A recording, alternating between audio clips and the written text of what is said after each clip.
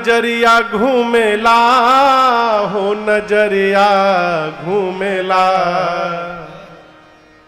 अरे नजरिया घूमेला हो नजरिया घूमेला। हरदम भगतन उपरा प्रभु जी के नजरिया घूमेला, हरदम भगतन उपरा प्रभु जी के नजरिया घूमेला, हरदम भगतन उपरा प्रभु जी के नजरिया घूमेला हो नजरिया घूमेला, नजरिया घूमेला हो नजरिया घूमेला।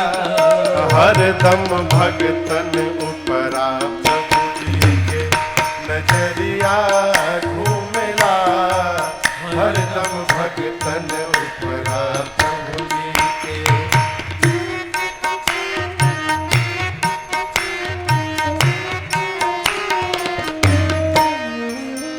जिसको हरा आवा के अंदर पक गया बर्तन कच्चा, जिसको हरा आवा के अंदर पक गया बर्तन कच्चा, उसी आवाहाड़ी के अंदर रहा बिल्ली का बच्चा, उसी आवाहाड़ी के अंदर रहा बिल्ली का बच्चा। ये आपको सत्य घटना सुना रहा हूं।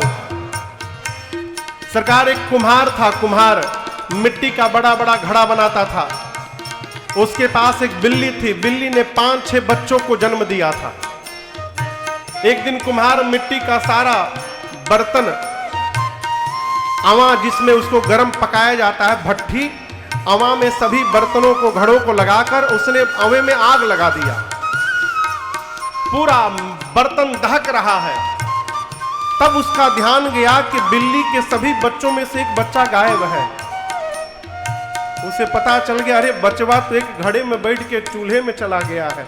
उसने तुरंत उसको बुझाया और क्या देखा, जिसको हरा आवा के अंदर पक गया बर्तन कच्चा, जिसको हरा आवा के अंदर पक गया बर्तन कच्चा, उसी आवाहाड़ी के भीतर रहा बिल्ली का बच्चा, उसी आवाहाड़ी के भीतर रहा बिल्ली का बच्चा, उसी आवाहाड़ी के भीतर रहा बिल्ली का बच्चा, उसी आवाहाड़ी के भीतर रहा बिल्ली का बच्चा।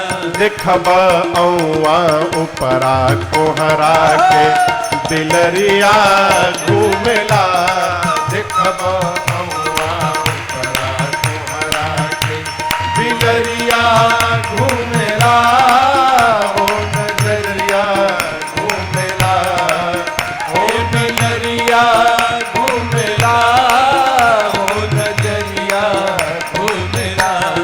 हरदम भगतन उपरा प्रभु जी के नजरिया घूमेला, हरदम भगतन उपरा प्रभु जी के।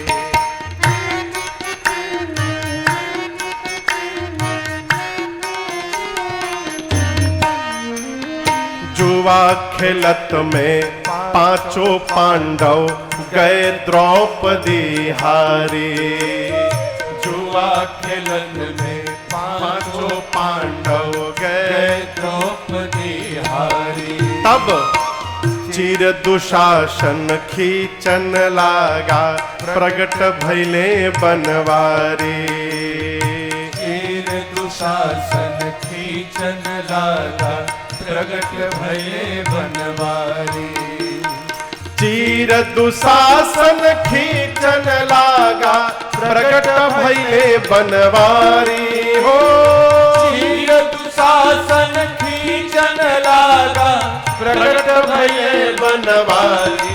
देखब सभवा उपरा द्रौपदी के चुनरिया घूमेला। देखब सभवा उपरा द्रौपदी के चुनरिया घूमेला। हो नजरिया घूमेला, हो चुनरिया घूमेला, हो नजरिया घूमेला। हरदम भगतन उपरा प्रभु जी के नजरिया घूमेला। हरदम भगतन उपरा प्रभु जी के।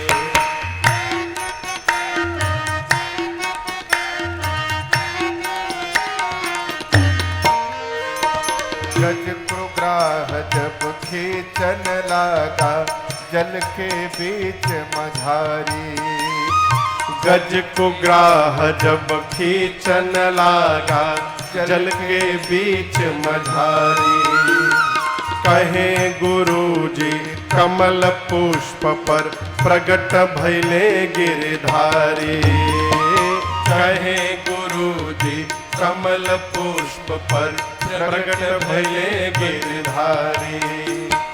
कहे गुरुजी कमल पुष्प पर प्रगट भैले गिरधारी। कहे गुरुजी कमल पुष्प पर प्रगट भैले गिरधारी। ग्राह गर्दन उपरा हरि जी के चकरिया घूमेला। ग्राह गर्दन उपरा प्रभु जी के चकरिया घूमेला। हो नजरिया घूमेला, हो चकरिया घूमेला, हो नजरिया घूमेला। हरदम भगतन उपरा प्रभु जी के नजरिया घूमेला। हरदम भगतन उपरा प्रभु जी के नजरिया घूमेला। हरदम भगतन उपरा प्रभु जी के।